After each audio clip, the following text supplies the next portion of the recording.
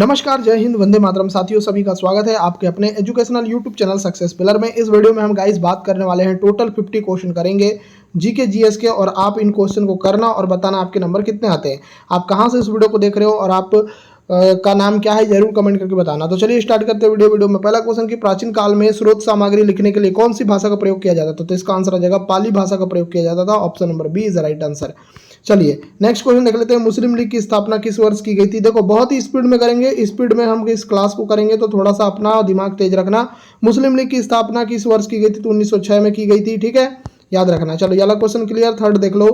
प्रसिद्ध फारसी त्योहार नौरोज का प्रवर्तन किसने किया था। तो किसने किया था, तो ये किया था दोस्तों बलबन ने। बलबन इसका राइट आंसर आ जाएगा, तो सी इसका राइट आंसर आ जाएगा। Next question, question number 4।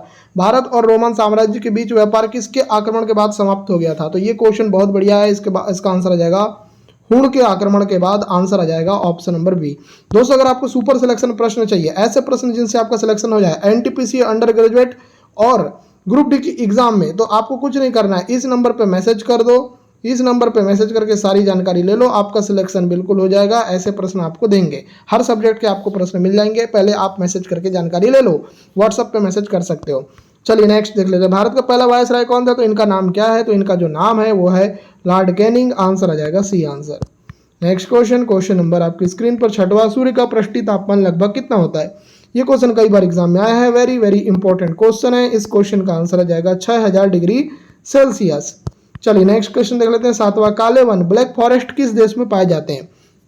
इसका आंसर आ जाएगा जर्मनी में पाए जाते हैं। डी इसका राइट आंसर आ जाएगा। Next question. पृथ्वी अपने अक्ष पर कितने डिग्री झुकी हुई है। पृथ्वी अपने अक्ष पर झुकी हुई है 23.5 डिग्री। कितने झुकी हुई है, 23.5 डिग्री झुकी हुई है। Next question.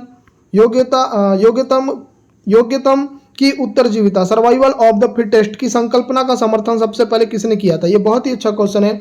Survival of the fittest, इसका मतलब होता है कि जो अगर योग्यतम है, जो अगर फिट है, तो वही जो है सर्वाइवल करेगा, मतलब जीवित रहेगा। तो ये जो संकल्पना है, ये संकल्पना दी थी डार्विन महोदय ने। डार्विन इनका नाम है, इनको याद रख लेना, बहुत इंपॉर्टेंट क्वेश्चन है, याद रखना। चलिए नेक्स्ट क्वेश्चन देख लेते हैं। 10वां। विटामिन डी की कमी से बच्चों में कौन सा रोग होता है। बहुत ही अच्छा क्वेश्चन। इसका आंसर हो जाएगा रिकेट्स नामक रोग। आप लोगों को एक आंसर कमेंट करके बताना है कि विटामिन डी का जो रासायनिक नाम है वो क्या है, और ये किससे प्राप्त होता है। तो ये धूप से प्राप्त होता है।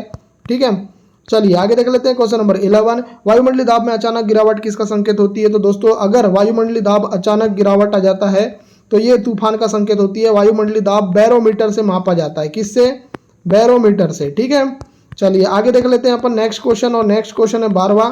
हाइड्रोजन स्पेक्ट्रम की व्याख्या सबसे पहले किसने की थी। तो इनका नाम क्या है। तो इनका नाम है नील्स बोर। आंसर आ जाएगा बी आंसर। चलिए नेक्स्ट क्वेश्चन देख लेते हैं 13वां। द्रव्यों में चुंबकत्व का कारण क्या होता है। तो द्रव्यों में चुंबकत्व का कारण होता है इलेक्ट्रॉनों की वर्तुल गति। तो आंसर आ जाएगा बी आंसर।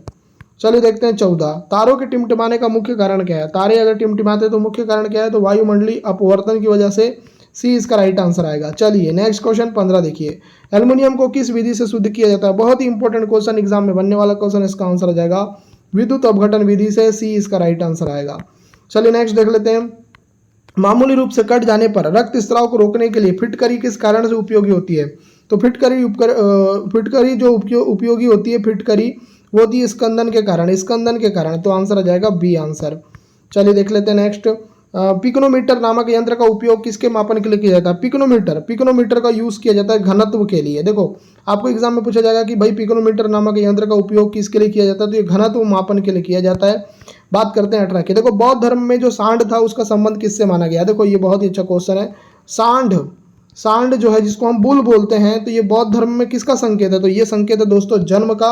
आंसर आ जाएगा बी आंसर। चलिए नेक्स्ट देख लेते हैं क्वेश्चन नंबर 19। हैरी पॉटर पुस्तक श्रृंखला के लेखक कौन है। ये बहुत ही फेमस बुक है, इसके बारे में आपको पता होना चाहिए। इसका आंसर आ जाएगा जेके रोलिंग। आंसर आ जाएगा सी आंसर। चलिए देखते हैं 20। भारतीय राष्ट्रपति को संविधान द्वारा दिए गए अधिकार किसके समान है। तो दोस्तों ये है ब्रिटेन के राजा या रानी के समान। तो इसका आंसर आ जाएगा बी आंसर। चलिए 21 देख लेते हैं। संघ लोक सेवा आयोग यूपीएससी के किसी सदस्य को कौन हटा सकता है। तो इसका आंसर आ जाएगा दोस्तों राष्ट्रपति। याद रखना यूपीएससी का कोई अगर सदस्य है तो उसको जो हटाने का अधिकार होता है वो राष्ट्रपति के पास होता है। नेक्स्ट क्वेश्चन देखते हैं 22। भारत के पहले उप प्रधानमंत्री कौन थे। बहुत ही अच्छा क्वेश्चन। इसका आंसर आ जाएगा सरदार वल्लभ भाई पटेल। भारत के पहले उप प्रधानमंत्री जो थे उनका नाम है सरदार वल्लभ भाई पटेल। नेक्स्ट क्वेश्चन 23, पश्चिम बंगाल की सीमाएं कितने देशों से लगती है? ये बहुत ही इंपॉर्टेंट क्वेश्चन है, इसके बारे में बात करें तो इसका आंसर हो जाएगा 3 देशों से लगती है। चलिए आगे देख लेते हैं। शाश्वत नगर इटरनल सिटी किसे कहा जाता है? तो इटरनल सिटी दोस्तों बोला जाता है रोम को बोला जाता है इटरनल सिटी, जिसको बोलते हैं शाश्वत नगर। आगे देखिए 25वां, चंडीगढ़ का प्रसिद्ध रॉक गार्डन किसके लिए बनवाया था? तो दोस्तों ये बहुत ही अच्छा क्वेश्चन है, किसने बनवाया था? माफी चाहूंगा, चंडीगढ़ का जो प्रसिद्ध रॉक गार्डन है, कौन सा गार्डन है? Rock garden. तो ये किसने बनवाया था? इनका नाम क्या है? तो इनका जो नाम है, ये नाम है नेकचंद ने बनाया था रॉक गार्डन को। आगे देख लेते हैं 26, सांडों की लड़ाई बुल फाइटिंग किस देश का राष्ट्रीय खेल है? तो दोस्तों याद रखिएगा, सांडों की लड़ाई जिसको हम बोलते हैं बुल फाइटिंग किस देश का राष्ट्रीय खेल है? तो ये स्पेन का है। कहाँ का है? ये स्पेन का है। आगे देख लेते हैं 27वां, फाइबर ऑप्टिक्स तकनीक किस सिद्धांत पर कार्य करती है? तो दोस्तों ये काम करती है ध्रुवण घूर्णन। तो आंसर आ जाएगा बी आंसर। चलिए देखते हैं नेक्स्ट। जापान अपने लौह इस्पात उद्योग के लिए कच्ची सामग्री हेतु किस पर निर्भर है? तो दोस्तों ये अन्य देशों पर निर्भर है। ठीक है, चलिए देखते हैं नेक्स्ट। बाबर की मृत्यु के बाद उसके शव को उसकी इच्छा अनुसार कहाँ दफनाया गया था? बहुत ही अच्छा क्वेश्चन है। इस क्वेश्चन के ऊपर बात करें तो काबुल में दफनाया गया था। आंसर आ जाएगा सी आंसर। चलिए नेक्स्ट क्वेश्चन 30, भारत सरकार अधिनियम 1919 को किस अन्य नाम से जाना जाता है? तो दोस्तों इसको जाना जाता है मॉन्टेग्यू चेम्सफोर्ड सुधार, है ना। भारत सरकार अधिनियम 1919 को मॉन्टेग्यू चेम्सफोर्ड सुधार के नाम से भी जाना जाता है। नेक्स्ट क्वेश्चन 31, पूना में 1916 ईस्वी में होम रूल लीग की स्थापना किसने की थी? बहुत ही अच्छा क्वेश्चन, इसका आंसर आ जाएगा बाल गंगाधर तिलक ने। बी आंसर करेक्ट आएगा। चलिए आगे देख लेते हैं। दही के खट्टेपन का कारण क्या है? दही का जो खट्टापन होता है उसका रीजन क्या है? तो उसका रीजन है लैक्टिक अम्ल। लैक्टिक अम्ल जो है वो दही के खट्टेपन का कारण है। आगे देखिए, वियतनाम के स्वतंत्रता आंदोलन का नेतृत्व किसने किया था? बहुत ही अच्छा क्वेश्चन, इसका आंसर आ जाएगा हो ची मिन्ह ने किया था। हो ची मिन्ह ने किया था। आगे देखिए 34वां, विश्व बैंक की सुलभ ऋण खिड़की किसे कहा जाता है? तो किसे कहा जाता है? तो इसका आंसर आ जाएगा अंतर्राष्ट्रीय विकास एजेंसी को, जिसको बोलते हैं हम IDA। IDA को क्या बोला जाता है? विश्व बैंक की सुलभ ऋण खिड़की। ठीक है, चलिए 35वां, इको मार्क चिन्ह किन वस्तुओं से संबंधित होता है? तो इको मार्क चिन्ह होता है पर्यावरण के लिए सुरक्षित वस्तुएं। आंसर आ जाएगा सी आंसर। चलिए 36वां, पश्चिमी राजस्थान में बालू के टीले बनने के लिए कौन सी प्रक्रिया उत्तरदायी है? तो दोस्तों इसका आंसर आ जाएगा अपरदन की जो प्रक्रिया है वो उत्तरदायी है। आंसर आ जाएगा बी। चलिए 37 देखो, पृथ्वी पर आने वाले सौर विकिरण को क्या कहा जाता है? तो इसे क्या कहते हैं? तो इसको बोलते हैं सूर्य तापन कहते हैं। आंसर आ जाएगा सी। ठीक है, चलिए 38 देखो, ओलावृष्टि जिसको बोलते हैं हेल स्टॉर्म का मुख्य कारण क्या होता है? तो हेल स्टॉर्म का मुख्य कारण होता है दोस्तों संवहन। देखो जो संवहन की प्रक्रिया है ना, इसी के माध्यम से जो है हेल स्टॉर्म होता है। चलो आगे देख लेते हैं नेक्स्ट। संयुक्त राष्ट्र सुरक्षा परिषद में कितने स्थायी सदस्य होते हैं? बहुत ही अच्छा क्वेश्चन, इसके बारे में बात करें तो 5 होते हैं। 5 इसका राइट आंसर आएगा। चलिए देखते हैं नेक्स्ट क्वेश्चन। संयुक्त राष्ट्र सुरक्षा परिषद में अस्थायी सदस्यों की संख्या कितनी होती है? तो अस्थायी होते हैं 10, स्थायी होते हैं 5। ठीक है, चलिए नेक्स्ट।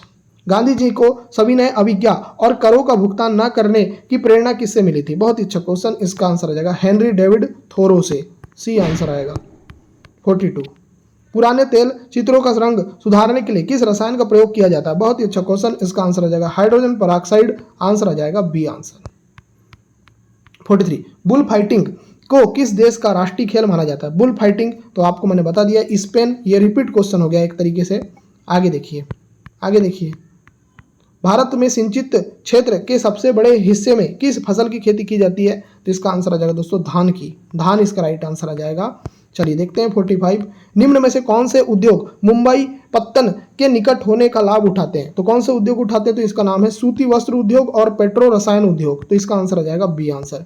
चलिए 46, विश्व व्यापार संगठन जिसको बोलते हैं WTO को पहले किस नाम से जाना जाता था? तो किस नाम से जानते थे? तो इसको जानते थे GATT के नाम से, है ना। तो गेट के नाम से जानते थे WTO को पहले। नेक्स्ट, भारत में पीत क्रांति येलो रेवोल्यूशन किससे संबंधित है? तो येलो रेवोल्यूशन संबंधित है दोस्तों, यह है तिलहन उत्पादन, है ना। येलो में आपका तिलहन आएगा, बी आंसर आएगा। चलिए 48, यूरोपीय देशों द्वारा शुरू की गई साझा मुद्रा को क्या कहा जाता है? तो इसको कहा जाता है दोस्तों यूरो कहा जाता है ना, यूरो। आगे देखिए 49, आयोडीन युक्त नमक शरीर के किस अंग की क्रियाशीलता में सहायक होता है? तो दोस्तों याद रखिएगा, इसका आंसर आ जाएगा थायराइड ग्रंथि। आगे देखते हैं। टॉक्सिकोलॉजी किस विषय से के अध्ययन से संबंधित है? तो दोस्तों ये विषों का अध्ययन कहलाता है। टॉक्सिकोलॉजी मतलब होता है विषों का अध्ययन, तो सी इसका राइट आंसर आएगा। तो सारे के सारे क्वेश्चन मैंने करा दिए हैं, इंपॉर्टेंट क्वेश्चन 50 क्वेश्चन मैंने कराए हैं। उम्मीद करता हूँ ये क्वेश्चन आपको पसंद आए हैं। वीडियो पसंद आई है, वीडियो को एक लाइक करो, चैनल को सब्सक्राइब करो, नोटिफिकेशन बेल को प्रेस नहीं किए हो प्रेस कर दो। वीडियो देखने के लिए आपका धन्यवाद। आपका दिन शुभ हो।